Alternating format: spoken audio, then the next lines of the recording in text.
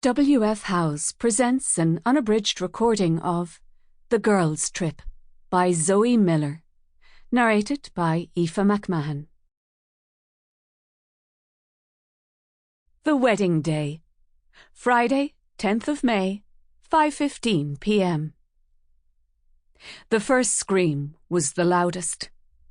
It pierced the air as she tumbled down the stone steps that led from the balcony to the terrace below, shattering the peaceful ambience of the hotel's leafy courtyard.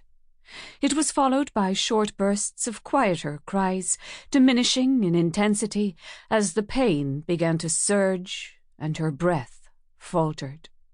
Her head made tiny, jerking movements, feeble, automatic reflexes. Then, finally, came the sound of soulful whimpers, heart-wrenching and hopeless. Her life force was ebbing away, and she knew it. Good. The onlooker witnessed the commotion unfolding as if they were floating above it, the exquisite images burning into their brain, cauterizing cells, sealing them there as vividly as possible, the easier to recall and gloat over. She had got what she deserved. How dare she think she could get away with the pain and anguish she had inflicted over the years? The past had finally caught up with her. There was a second of thick silence, loaded with dark menace.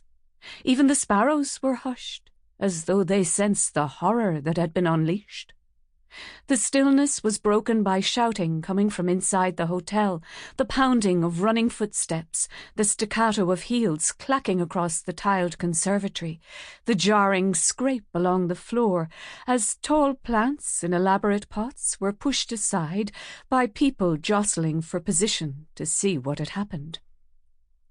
There were horrified gasps as guests pressed out onto the tiny balcony, clutching champagne flutes, all of them in fripperies of silk, satin and lace, looking totally incongruous in this awful moment. A woman's high-pitched scream. Another woman held her throat, her eyes bulging with shock.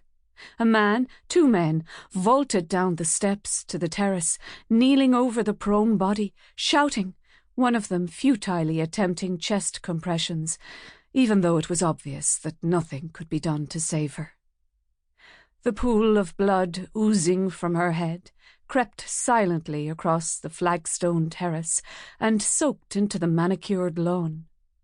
Her face was already paling, taking on a waxy sheen. Sample complete. Ready to continue?